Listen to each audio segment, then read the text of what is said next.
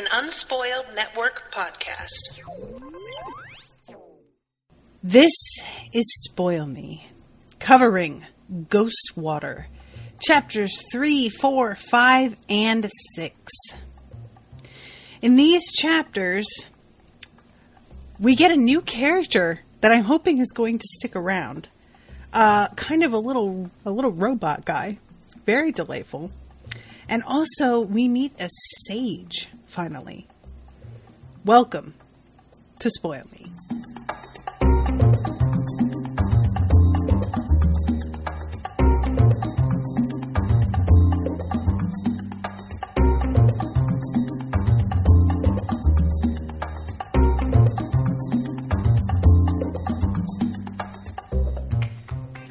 Welcome to the show, everyone. I am Natasha. Thank you very much to Andy for commissioning this episode. So, guys, I got a notification. Austin Armenio, I think it was, in the Patrons Only group, shared a link that was all of the Cradle books that were going on special as a free read on Amazon Unlimited in a bundle. So if y'all are interested, check and see if that is still a thing. Because Winter Steel was being released. It is out today. Today is the first day of sales. And I didn't realize how soon it was. I think that when we were discussing it, Andrew, we were still guessing on the release date. I don't know if it had been actually announced an official date or if it was just, you had figured out that it was going to be at some point in October. But yeah, I just didn't realize it was going to be quite this soon. And I'm so excited. I can't wait to be able to get caught up with everybody else. Although then I'm going to have to wait and that's going to be awful. Anyway, okay. So I'm really excited because as I said last episode, I got to listen to the chapters right away. And then I had to wait a whole week before I could record on them. And it was awful. I reread these chapters, on the Kindle. So I got both experiences and it's very different. Andy says the Kindle books are free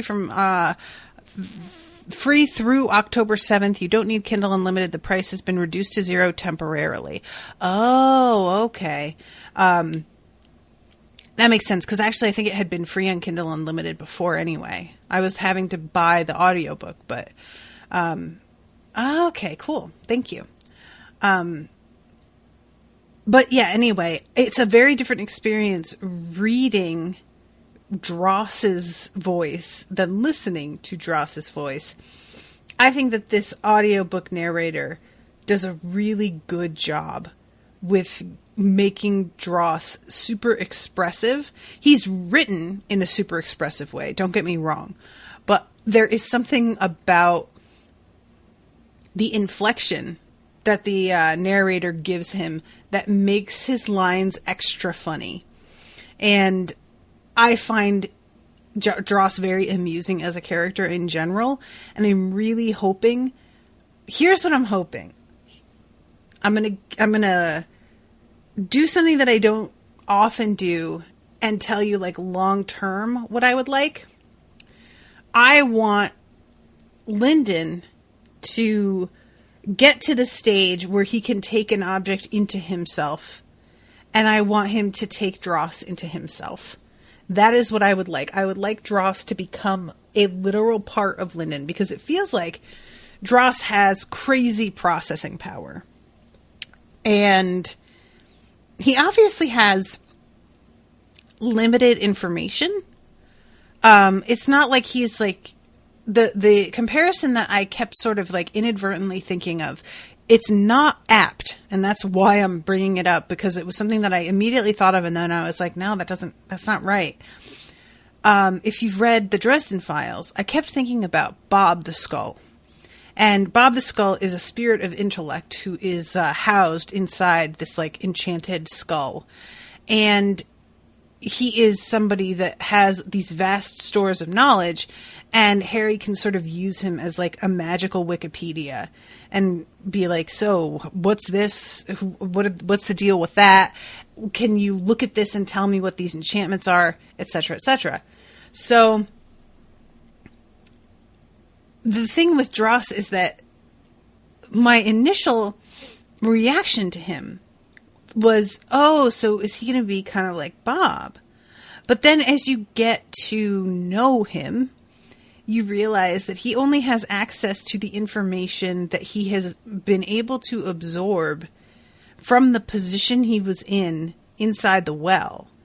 And so he is able to draw on, like, apparently the Madra of these other constructs that are like broken and sitting around. It's not as if he can't gain that knowledge, but he doesn't come with that knowledge. And I don't know what it would look like for him to inhale the remnant. I'm using the word remnant as it's meant to be used rather than as what it is in this series. But if Lyndon were to absorb Dross into himself somehow, or just hold him inside, I don't know if that would change the way Dross functions or what. But anyway, we're getting ahead of ourselves here. I just wanted to mention that because Dross is fascinating. Like, what a weird little creature. So we'll get to him in a moment. We start off first with Yerin. As I think any of us could have predicted, the fact that the portal is gone and that Bai Ro kept her from reaching it in time to get through and help Lyndon is enough for her to genuinely want Bai Ro dead. This is not a fucking game. She is not just like, I can't believe that you would do that. She's like, actively thinks about how he was about to drop her off a 1,000-mile cloud and kill her. And that she can get over. She was being taken over by a blood shadow. As far as he knew, she was like just an outright threat. And honestly, she sees it as like kind of something that would have been merciful to do. She can deal with that. She can deal with the fact that he was always a dickhead to them and constantly like letting them know that he would kill them the second that they set a toe out of line. All of this stuff that she's like, I could have coped with all that. That's, you know, it's just the price of doing business.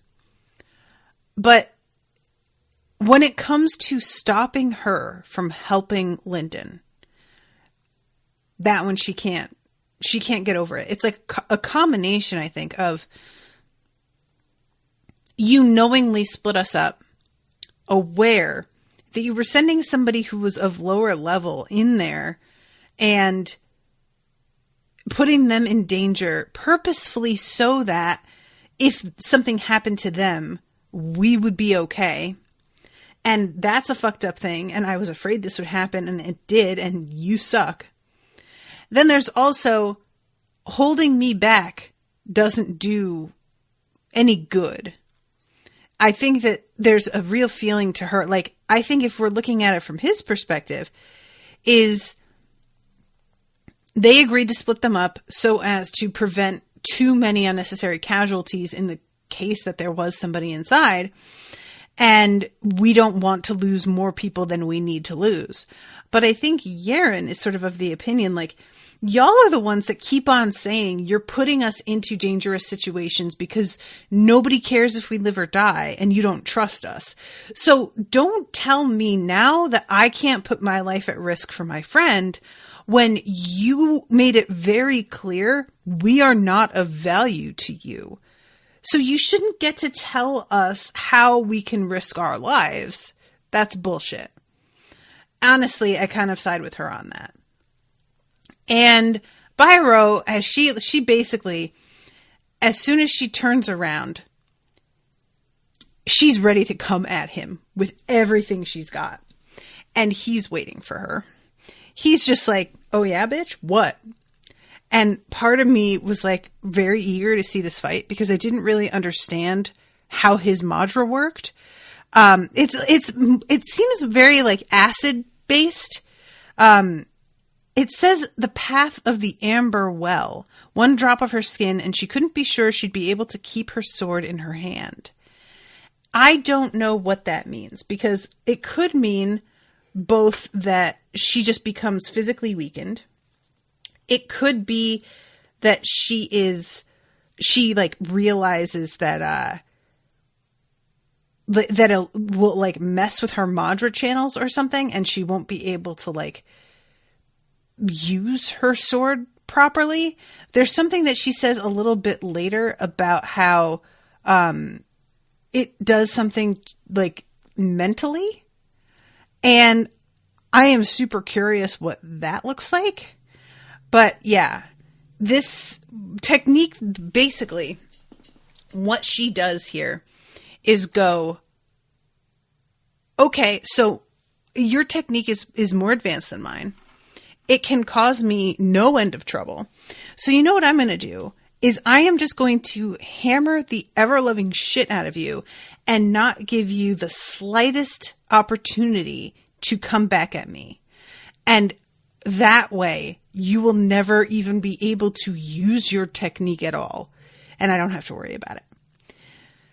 So she gets so incredibly wrapped up in this fight that eventually her blood shadow gets the better of her.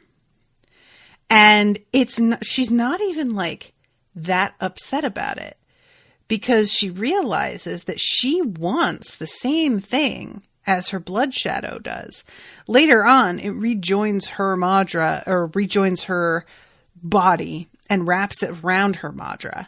And it says that there was like a vague sense of dissatisfaction to it, which she shared.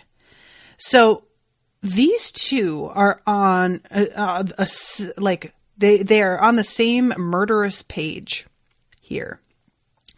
And I really didn't realize that after she had taken this thing into her and subdued it the way that she did, that it was still possible for it to become free and do its own thing.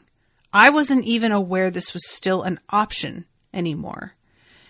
And this bothers me a lot now, realizing that, like, yeah, she has something that she can sort of command, but she's not 100% on that command. And really, what it feels like more than anything is that she has given it some power that it could go off and use as it sees fit. It feels like out of everybody, this deal that they made, that she made with it, it feels like it got the better end of the deal, at least for right now. And I'm like kind of worried about it, to be honest, because I just thought once she overpowered it, that was it. That it was hers now in a very particular way. And I'm realizing, like, oh no, that's not actually the only way that works. So she has been gathering like sword aura around her blade, and is about to come at him. And it says she never released her flowing sword. The blade shone like a silver star in her hand, a bonfire of Madra and aura. It carried power like a true gold's weapon, and she was about to see how it stacked up against his armor. She angled herself to fall next to him, raising her sword for a strike. He was just turning away from the blood shadow, his perception sweeping through her spirit with a shiver. She gave a cheer in her heart. He was too late. She had him. Then a black spear pierced her through the chest. So, it turns out that this is Mercy stopping her because, as she points out, I thought maybe we should worry more about them. She doesn't get a chance to say that before Yerin starts like flipping out on her. Yerin's basically like, look, there's no way you can stop me from killing him and not be on his side. Because you have to know that you stop me and he will kill me or just a straight up response to me trying to kill him just now. Essentially, because I think that there's like a tendency to be like, no, she just wanted to stop the fighting. And she's like, no, there's no way that you stop the fighting and that's just where it ends. That's not how this works. So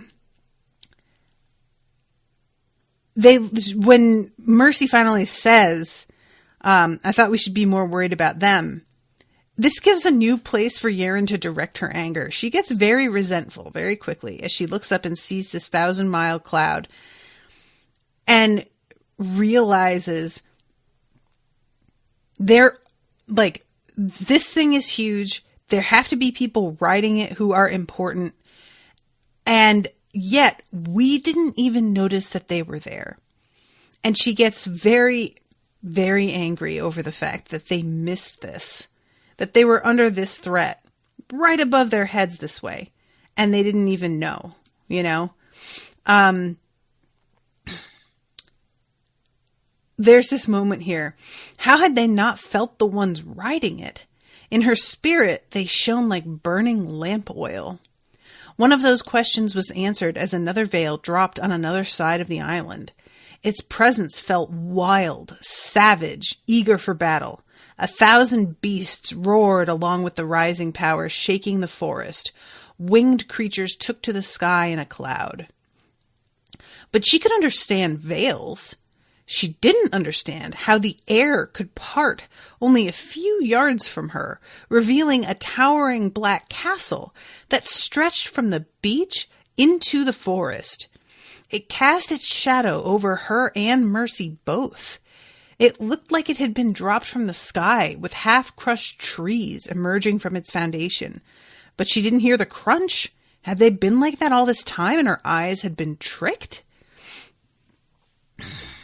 Listen, as much as I enjoy learning new things about this world and the way things work, I will say I don't love people that are...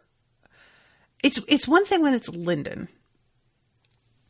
Lyndon has been so sheltered, right, that I have come to expect him to not know certain things. And when it's Yerin who doesn't know, that's when I start to get nervous. This is something she's never seen before. And I don't love that. You know, like that just makes me very, very worried. The fact that this kind of a illusion is possible, something this intense, it makes me think of Sacred Valley and the fact that they had their, like, you know, what is it, the White Fox Madra? Something like that. Purple, white and purple. But yeah, I wonder about that because there was a point, like, when I think it's when Renfei is showing them a map in the previous section, and Lyndon, like, she does it using some illusion magic to bring it up for them. And Lyndon specifically thinks how he wasn't too impressed by the quality of the illusion and that, like, they could have done something just as good way more easily in Sacred Valley. Something better, probably. I don't know if that's meant to emphasize to us that, like, people out here aren't as good at illusion magic if it isn't done as often. But whoever is in charge of this 1,000-mile, or not 1,000-mile cloud even, in charge of this castle, apparently knows some shit. So, which we will see a little bit later. Veils continued to drop all around the forest, so powerful that she was sure some of these forces had to contain underlords at least. From the far shore, she felt a familiar feeling of nauseating slaughter, a blood shadow, maybe more than one. Powerless, Yerin dropped to the sand next to Mercy. They had never been alone on this island. They were surrounded. So, we cut from her to Yan Shumei. Yan Shumei is the young woman who has the blood shadow. And it says something about the low gold's thin white replacement arm stoked her shadow's appetite, which was a complication she didn't need. And I had kind of forgotten that that's like what Yerin's the reaction that it had to Lyndon's arm as well. And I feel like there are clues here that I should be putting together and figuring out what that's about. And I don't know what it is. So she pulls back, and manages to keep the, blood shadow from, taking control of the situation without much effort, it seems. And it says that the portal has just been destroyed a second earlier by the time we go to her POV. And she is expecting for somebody to kind of come at her now that shit has gone really left. And she starts to back away and tries to do it really unobtrusively and is surprised at the fact that nobody seems to be following her. And she is looking at this one particular guy, Zeal, and is wondering if maybe, because he's staring at the spot where the portal was, and he has a very difficult to read expression on his face. She can't tell if it's like despair, and she wonders if he doesn't have a gate stone, because that might mean that he's stuck here in a way that she doesn't have to worry about. But that's immediately followed by thoughts of her own gate stone. It says each of those represented days of work from a sage or better. They were not handed out frivolously. It was meant to save her life from a situation of certain death. Breaking it to replace what should have been a free trip home was frustrating at best. I totally get it. Yeah, there's a thing that when you think that this is going to be something that's like really going to save your ass down the line in a life or death situation. And it turns out that you just have to, like, it's like, the dollar you earn from like your first business thing and you have it in your pocket to spend on a special thing. And then you just wind up like running out of gas and having to use that dollar on gas. Like, it's just, so she has a thought about Harmony, which, as we find out, is the sage's nephew, and Mercy's ex-fiance, which we'll talk about. She is thinking about how Harmony is still cycling, and thank heavens for that. He even made her blood shadow shiver. Now, I am so curious about what Harmony's deal is, and I don't know if it has to do with just what the Akura clan is in general, and the way that they work, because the Akura clan embodies a threatening type of magic in a way that we haven't really seen from anybody so far in this series. That's not to say that we haven't met people with threatening magic. What I mean is, it feels like their magic is specifically designed to be intimidating in a very certain way. Like, the aesthetic of the home later on, the castle that they wind up walking into, is there's like so many shadows and like spikes hanging from the ceiling and everything. And Yerin says, like, this place was made to make you get shivers. And I feel like that might be the whole point of the Akura clan's magic. Like, it's just something that's rooted in like fear or something. And that might be why they're so powerful, is that fear is just a very effective way to marshal and control. And maybe that's why they're in the position they're in, is just like this emotional manipulation that they've managed because of the type of Madra that they work with. I don't know. Because he isn't even that high ranked. Like, he is a high gold, or true gold. He's a true gold, and he's almost ready to be an underlord. but there is a fear that they all seem to have of him. And when I say all, I'm talking about Dragon Girl as well. Akiri? Akiri? I can't remember how he said it. She also is very, like, leery of this dude. And is a little chagrined at the fact that she is, like, being careful to not disturb him when he's just a human. That kind of rubs her the wrong way that she even has to do that. But she has to confess to herself that, like, that dude is a scary motherfucker. And I'm just so curious about exactly what this is. And exactly because it seems pretty clear to me at this point that whatever happened with Mercy, where she got banished from her family and, you know, got sent out to, make her way in the world as she could, or maybe and not. It seems like it has to do with this dude somehow. And yet Mercy is not a scary person. She doesn't seem to take advantage of that aspect of her magic when she could. I mean, she's out here sending, like, black creepy Madra through people's chests in a spear. That is something that I feel like if anybody else did it, this would really feel like just dark, terrible shit she's doing. And yet, because we know Mercy a little bit, it's just more like, oh my God, how can this sweet girl do this, like, really, like, kind of crazy thing?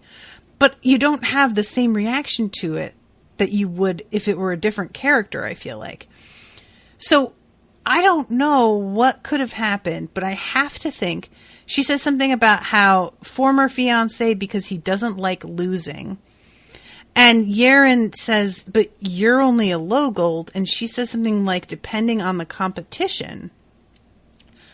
And Yerin doesn't really know what to make of that. And I am super curious about it myself. Like, I just really wonder what does that mean? You know, like, are you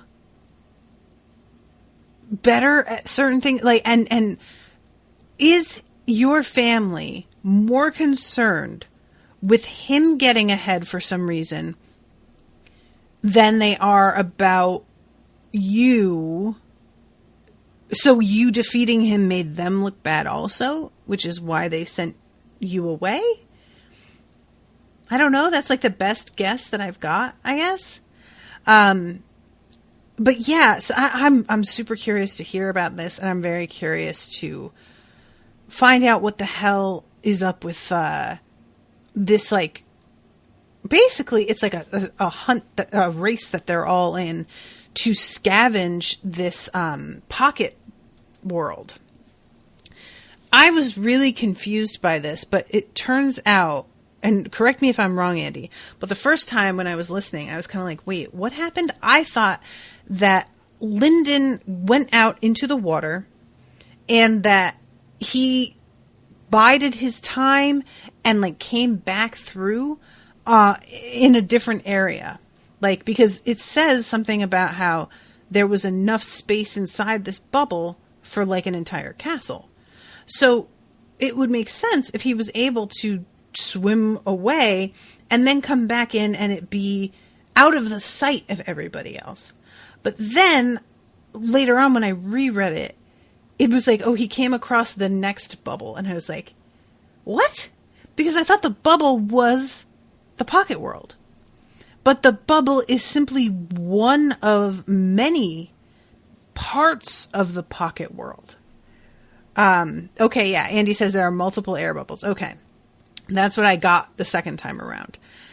And I really kind of want to know why this is. Why did they need to be separate? Like, the designer of the pocket world couldn't have just made it all in one spot. What advantage does that give? I'm just real curious about it. But anyway, so the first girl, that we were in her perspective, Yan Shumei, she winds up, like, getting out of there and starting. It says, according to the truce, none of them were allowed to leave this habitat until all 6 faction representatives arrived. They were still waiting on the young prince of the Tidewalker sect and the delegate from the Nine Cloud Court. However, without the portal, there was no point in waiting. The treaty had been decided by the higher-ups in each faction, so Shumei should never violate it on purely her own judgment, but... And then she slips into the water. It says the Sage of Red Faith would applaud her decision, which I didn't realize, because she's got the blood shadow. Red Moon Hall is part of the Red Faith, I'm assuming. That there are, I didn't think that Red Moon Hall was, sanctioned in the way that they could be part of a treaty. Do you know what I mean? I kind of expected them to just be, these, fucked up outsiders that everybody just sort of tried to pretend weren't around as best they could until they made trouble, because they are a mess. You know what I'm saying?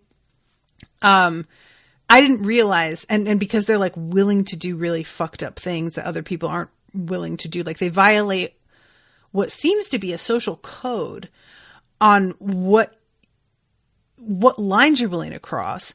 And so because of that, I wouldn't think that they're participating in a treaty would even really make sense, because I got from them that they don't care about rules. Does that make sense? So I was really surprised to realize that Red Moon Hall and Red Faith are part of this whole thing in any way. They don't seem respectable enough. And as we see, because everybody sort of has to make their calls on whether to proceed with this scavenger hunt, they all others wait for official the official go from their superior, and she doesn't. And I feel like that's sort of exactly the point that I was thinking was just, why would she follow the rules? Their whole thing just seems to be that they don't do that. And then she kind of doesn't. Granted, the rationale behind why she doesn't make some sense, but nevertheless, I feel like, that just feels like a pattern that I've already noticed that's just continuing here. So then we go to Ekarina Toth, the dragon girl, who we later hear her just called by the first 3 syllables. Ekari. I'm going to call her Ekari. I like Ekari. And she is still trying to kill Orthos. I don't think that I had mentally registered that fight was still even happening. So it took a little bit of brain adjustment for me to get back into that moment in time. And the Lyndon had grabbed, just as the last chapter ended, had grabbed Orthos and swum away with him. But that doesn't mean that that's over. So she's chasing after them, because it turns out that selling Orthos would make her a lot of money. It would really be selling his shell, which could probably be used at some, soulsmith foundry or something, and selling his remnant would make a ton. And also, she's figuring that whatever it is that Lyndon's got in his box, because she's figuring that whatever he's got, it's probably pretty good. And she's very greedy. And I really love the greed thing paired with the dragon thing. I just think that's a very, it's not subtle or anything, but I just think it's fun, So she has this moment of thinking about getting the things that Lyndon has, and then looks over at Harmony, who is cycling. And by the way, Harmony is just so ingrained in my mind as a woman's name that I keep having to adjust, remembering that this is a dude. She is looking at him and thinking about all of the things that he probably has on him that are super rare and really, really valuable. She almost drooled at the thought. And her master would be pleased with her if she could turn over something that embarrassed the Akura clan. He may even bestow his smile upon her in person. But then she has to bring herself back, and it says she'd gotten lost in daydreams again, which was a long-time habit of hers. I feel like that's an interesting bit of character info to drop, and I wonder if that'll come up again. Also, I want to mention that Akura Malice is the name, I think, of the matriarch of the Akura clan, if I'm not mistaken. And I don't feel like I properly expressed what a great fucking name that is last time I talked about. But Akura Malice. Sir, that is top quality, top drawer name. I really I was trying to think of if I was going to pick, because it seems to be sort of emotional, qualities that are most of their names. Because we have Mercy, we have Harmony. We heard of another one. I can't remember what the other one was. If you want to help me, Andy, you can, but I don't know if you remember either. But they're all sort of emotion feels like the wrong word, because when you say emotion, it's sort of like sad or joyful or whatever. There it is. Andy says the guy who met Ethan was Akura Justice. Yeah, and justice isn't an emotion, but it's like a concept. You know, it's like this sort of esoteric idea. Malice is similar in that way. Malice is you can feel angry, but you don't exactly, when you say feel malicious, I guess that's that is a thing. You can feel justified, but it's not exactly, do you guys know what I'm saying? I'm just trying to think the concept in that sense. It's just such an interesting idea. You can feel merciful. They are states of being in their way, but I don't feel like that's really the thread. I'm losing myself here, but I just think this is wild. And if I'm not mistaken, that's the first time that we've come across a family that has any sort of theme to their names. The Akura clan seems to be the first ones. Or it could simply be they're the first ones with words in English that I've actually picked up on. It might be that other clans have had themes that I just didn't know because it was something that was in a different language. But regardless, I just think that it's a really cool, and Akura Malice is just such a good name. So, Akari, I said I was going to say Ekari, and then I went right to Akari. Ekari tells her attendants to contact the Herald. And basically what she's saying is, I need to know if I can proceed. And they're about to carry out her wishes. And then all of a sudden she gets this mental message that says, I see you, I am with you, you may begin. And she heads right out, and we see her a little bit later biting off a little bit more than she can chew when she starts to get into it with a member of the Akura clan. Well, not really an Akura member, an Akura staff member, which I feel isn't quite the same thing. I don't know if he has... Does that guy have an Akura name? Did we hear his name? Because I feel like Mercy calls him just old man something. But then we go to Akura Harmony's POV, and we basically hear that Akura Harmony is a very Jai Longish type, which, speaking of which, I would love to know what the fuck's going on with Jai Long and Jai Chen. I really don't know what to expect. I'm sure we'll see them again. I have no doubt of that. I just don't know what that's going to look like at all. But yeah, Akura Harmony is essentially what Jai Long would have been had things not gone left for him. He is somebody that his family has clearly invested a lot in, and he has an inherent talent, and he is extremely dedicated. Every spare moment that he has, he spends doing something that is going to advance him somehow. And it says, there were others of his relatives that were closer to becoming Akura Malice's heir than he was, but they were generations older than Harmony, and they might decide to ascend, or whatever it was that sages and heralds went, wherever it was that sages and heralds went instead of staying and becoming monarchs, which has been highlighted a bunch of times. And I really, like, this is one of those things, I wonder if I can turn this off in on the Kindle, because I feel like sometimes the highlighted portions of a thing can give something away. There's a point a little bit later, and forgive me if this is giving something away. I don't know either way at the moment, but it might be nothing, and I might be over analyzing this.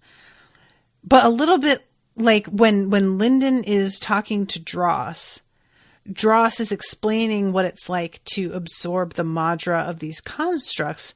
And he says it's a bit like when humans share blood. And Lyndon says humans don't share blood. And Dross says, oh, well, they should. And that's highlighted.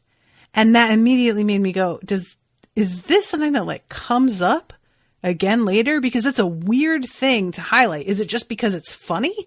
If it's just because it's funny, he says a lot of other things that I think are funnier that I would see, like, expect to see highlighted if that were the case. And it doesn't seem like that's it. But, you know, I'm, again, might be reading it. So I would kind of like to turn this off because I feel like it draws my attention to phrases and things that otherwise might not hit the same. And it makes me sort of like get into my overthinking phase. So it says Harmony intended to face that choice himself one day, and to get there, he couldn't waste a single breath. These others had disrupted him with their noise, so he had struck out at them. That was as far as he allowed them to occupy his attention. It makes me so angry to know that Renfei died for literally nothing more than this man's concentration. I don't know how that's allowed. Because we see, based on the way that all of these other monarchs are responding to their people asking what they should do, these people are all being watched. What they're doing is being observed. We find out later when we meet the sage that she saw everything that happened. So I'm just really like... the fact that he can just kill somebody for no reason, and they are all basically acting like that's what she gets. She was in with people who were like beyond her, and she didn't prepare well enough, and she was too weak, and that's just what happens. And I just don't understand how that's just how it goes. Like, it's been one thing to be aware of in the desolate wilds that it's sort of every man for himself. That felt like a thing. It's one thing to feel like we're killing people out on the street because it's part of a coup and an attempt to completely seize power, which is essentially, that's a military strategy, right? That feels different than just somebody who's irritated killing a member of the Skysworn. And Akura, I guess, is just such a huge, powerful name that he doesn't, like, I don't think that the threat of her having been Skysworn is something that would even be a threat to him. Like everyone else, we know that the Skysworn are taken very seriously. And I feel like the Akura clan might be the only one, and I might be wrong about this, but they seem like the only one that really could give a shit and doesn't see them as any sort of like the impression I get is like those are our employees. So I just hate it. I hate it, and I hate knowing he absolutely doesn't even register that she died. It's not even like it says, so he had struck out at them. That was as far as he allowed them to occupy his attention. He isn't even like, there's no like so he had killed her. She doesn't factor in enough to be a distinct person in his memory of what that was. He struck out at them. They occupied his attention. He didn't scan them. He killed one of them, and he doesn't even seem to see her as a person.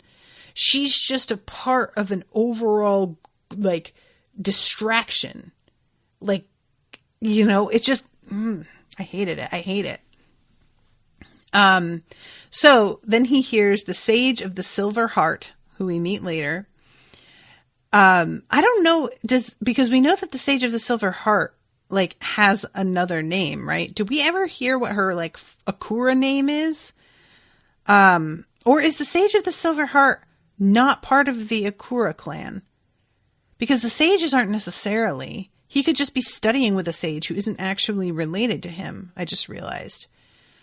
And also, if he's studying with a sage, and he is so threatening that everybody sort of avoids him because of how scary he is, you wouldn't think that the sage he was studying with would be named Sage of the Silver Heart. Silver Heart just sounds so, like, sweet that it doesn't seem like the kind of path you would expect to be really, like, intimidating and frightening. So, I mean, we meet her later, but we don't really get any sense of, like, what her path is like. And I'm super, super curious about that. So we go over to Ethan, and this I'm going to kind of, like, do quickly because I have so much more to get through, and I'm already at 46 minutes. I can't believe how fast this went by. Holy shit. And Ethan is basically, he's trying to get in with the Emperor because he wants to get a spot on the Skysworn. And he is being held up by the Emperor's secretary, who is like, no, you're not coming through. And finally, the Emperor's sister comes out, Naru Saya. And this is the one who's super beautiful and also, like, very obstinate and has a bit of a temper problem. And she makes a deal with him that she will plead his case as an advocate for him getting on the Skysworn if he will help her hunt down the last of the Red Moon Hall underlords. And he finally agrees. And at the end of his chapter, he says, I would like to make a quick stop first. And I think we find out later that the quick stop was for Fisher Gesha. Because Gesha creates this fucking cannon that that they unleash on Longhook. Can I just tell you guys, I was so delighted because I had a suspicion that Ethan was holding back with Longhook and that he could have taken him down, but I just didn't really understand why he wouldn't if he could. Now I understand that he is attempting to, like, make the Red Moon Hall people seem a little bit more frightening than they are in order to manipulate everyone else and make them do what he wants. But at the time, I was just like, I don't really get what the advantage would be there. And when you get to see that he, like, it says something about how he was ashamed of having his blood spilled. Something like that. Where it's like, it's not, I was ashamed of being beaten. There's no feeling to him of really feeling like this guy got the better of me and is better than me. It feels more like, that was embarrassing. I could have not, but I kind of had to, like, shelve my pride for that one, and that stung a little bit. That's really the vibe that I get from that one. But anyway, yeah. So I feel like we still haven't quite gotten to see Ethan really let loose. I want to. I have no idea what that looks like. You know, we saw him do a little letting loose because when he killed Jai Daisho that one time, but his, like, use of pure Madra, I feel like that secret's out, right? So I don't know if that will be as effective now.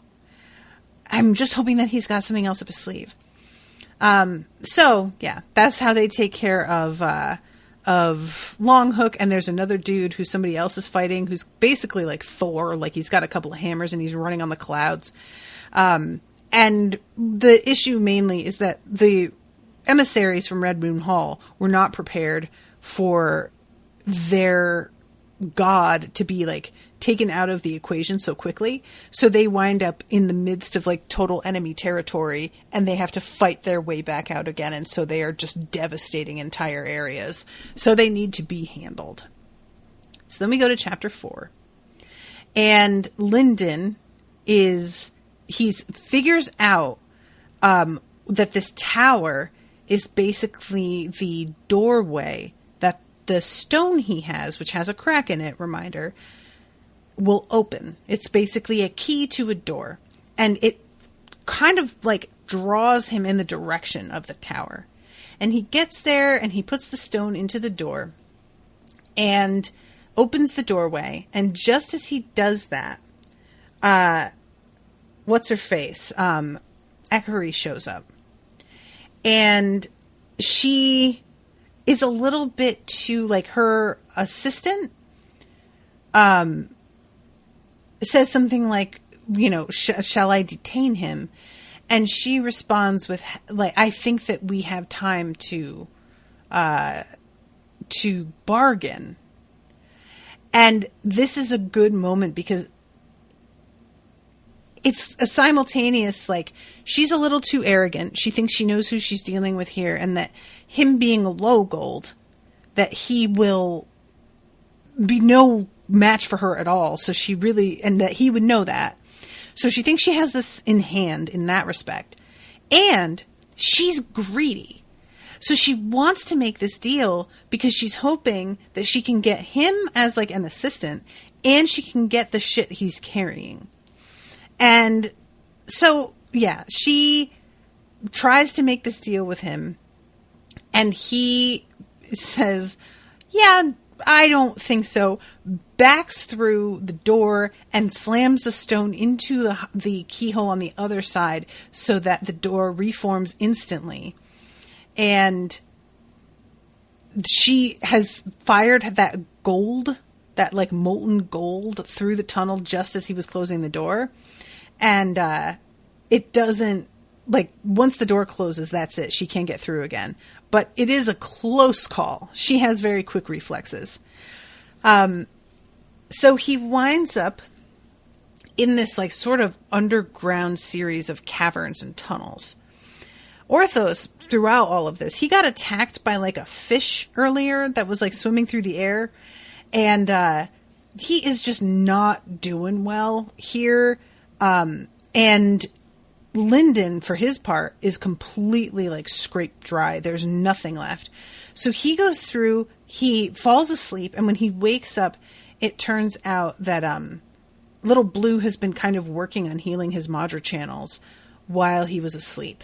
And I love that, like, before he gets those healed, it's described as feeling as if he had run sandpaper over sunburned skin. That's what his Madra channels felt like. Very evocative. That's awful. That sounds terrible. So he begins to search for food. And he's doing this both because he just needs to eat. He also needs to be able to cycle in order to produce some scales to feed Little Blue, because her work on him has really left her, like, drained. And he needs to get Orthos healed and use Little Blue to do that. So that she's going to be depleted again. And as he's walking around trying to find food, and he just keeps running into these weird, like, storage facilities, he eventually finds a room that is filled with constructs that have begun to, like, decay or entirely disappeared. And there is a well overflowing with this purplish water that's coming out of the ceiling. And we find out from this construct later that this water has, like, properties that essentially give you this, like, total focus. And it's like a dose of really great caffeine, like caffeine laced with, like, Adderall or something. And there is a construct at the bottom of the well that's talking to him, and he doesn't interpret it as it talking to him. Like, reading it, I 100% did. It was clear to me.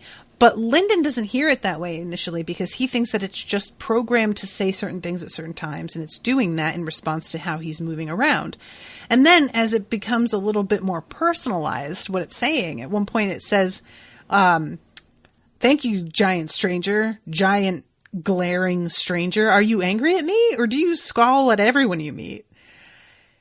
Then all of a sudden Lyndon's like, "Oh my God, wait, are you talking to me?"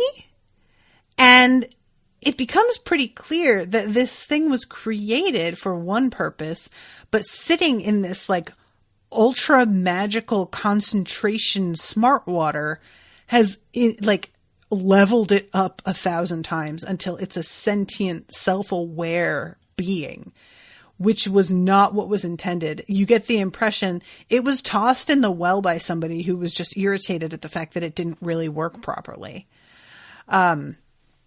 So I love this. I love this idea.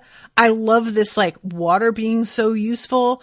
When we were in Harmony's head, Harmony thinks about how he knows what the real treasure in this place is, and nobody else is even going to be like, he's going to get away with a thing that's legit, and everybody else is just going to be fighting over scraps of things while he gets out of there with the thing that they didn't even know they wanted, because they aren't hip like that. They don't even have the awareness of this thing existing. And I don't think it's this thing, because it seems like an accidental creation, but I'm not positive of that. And I'm not positive that if that thing isn't still in there, that this thing won't like be able to inform Lyndon of it eventually, because Lyndon wouldn't know. He may stumble across it by accident, but I find that, I don't know, maybe that'd be fine. But yeah, so this dross is like, we find out a little bit later that it could potentially be fused with the stone, which would cause it to both have a more stable, like, housing is the best word I can think of. It will have an upgraded body, and its presence would fix the stone's flaw as well, and make it so that the stone like continued to work but be more advanced in its way as well, as far as I'm understanding it. And the only thing that they really need is a soulsmith, and Lyndon has his tools. He's only a apprentice, granted, but he seems to be, he's got a good instinct. I have confidence in him. And we also find out that this facility down here was created by the, I can't remember the name of the one that is the one that created this place, water guy, but he basically reached his limits in terms of like sheer power, and then realized like, well, I've got all the power I can handle. I need to be able to like use it more effectively, I guess. So if you could make me smarter, that would be great. And so this facility was meant to just research ways to make him smarter and enable like better use of memory and things like that.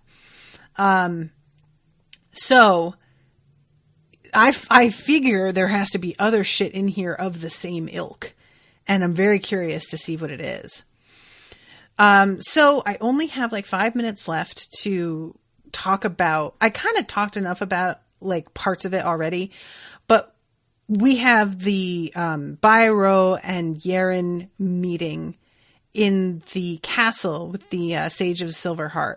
And it turns out his name is Old Man Low. That's what Mercy calls him. He obviously feels really bad about this, and I give him some credit for that. But evidently, everyone's been told that, like, on pain of death, they are not to aid or abet Mercy, and she is persona non grata. And so he doesn't feel comfortable even like talking to her really. And he seems so regretful of it and is like almost in tears. And I honestly like felt for this guy, and it really clearly hurts her, even though she's being understanding. It fucks her up. She's like super devastated. You could tell. And the Yerin and Bai Ro have to go in without her. She's not even allowed inside. And I love Yerin's like, man, this just seems cruel. Why didn't they just kill her? That would have been the nice thing to do. Oh, Yerin, never change. So they go inside. We have that like dragon girl, like trying to be like, you should listen to the King of Sands and not talk to these people on her own. Like we should all get our chance to talk to them. And she gets very snotty with him until he drops the veil around his spirit. And then all of a sudden he's an overlord and his spirit is so intimidating that she basically just fucking ghosts. She's out of there. She's like, oh, I didn't know it was like that. Bye. So Yerin meets the sage, and I love the sage is like asking for opinions on what statue she should carve in this huge room filled with like 100-foot statues. And Lo is all, well, we would never dream of telling you what you should carve. And Yerin's like, dragon, make it a dragon. She does not give a fuck. Lo is so odd and just constantly, and Yerin is just like, whatever, I guess you could kill me. Go ahead. It should be a dragon. And she is asked, why did the low gold destroy the portal? And this is the first she's heard that was like a purposeful thing he did, and is shocked. And the woman's like, I want to know why you think he did that. And at first Yerin's like, oh, maybe he was trapping his enemies in with him. And then she's like, no, he was just trying to keep me out because he didn't want me to get hurt. And there's a sense that like the sage can tell if she was lying or not, and thinks it's kind of interesting. Like she can tell she's telling her the truth. And we don't really know what she makes of this. She just gives her a map and says, if he continues to survive, he could reap great rewards, but he will need to find a way out. I want to know what that means. Like, does she see something in him?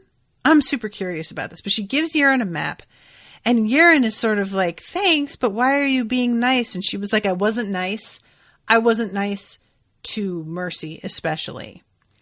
And Yerin asks, all right, why are you here? Because like, you don't need to be guarding this nephew of yours. Like, what are you really here for? And she says something about how there's going to be a larger competition later, a tournament, which I'm super curious about that. Is that like, what does that mean?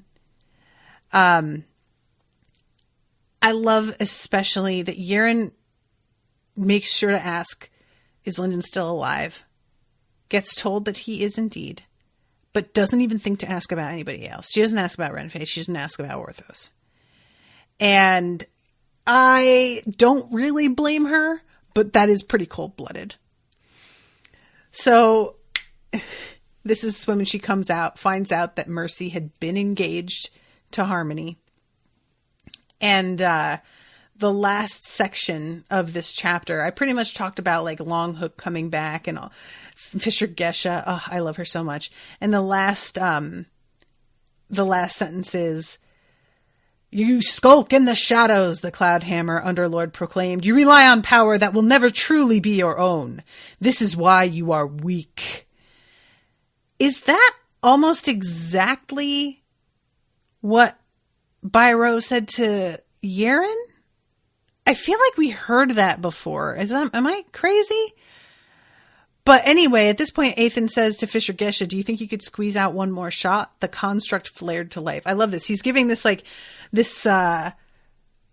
speech about being only self-reliant. And Athan is out here wrecking people by partnering up and having like somebody there. So it's not his power, and it's never will truly be his power. But nevertheless, that is a strength distinctly. And it's just interesting, I think, that those things are like paired back to back like that. So anyway, I have to go. And, but I'm super duper excited to be back. Yay. Thank you again so much, Andy, for commissioning this. I've been having such a ball covering this. And, I'm really excited that the next book is already out. Everything is falling into place.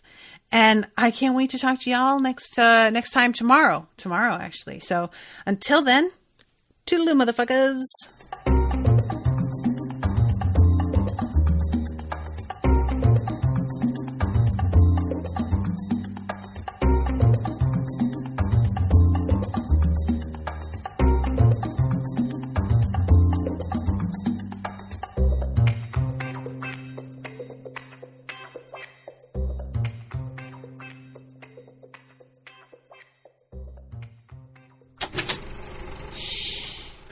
is an Unspoiled Network podcast.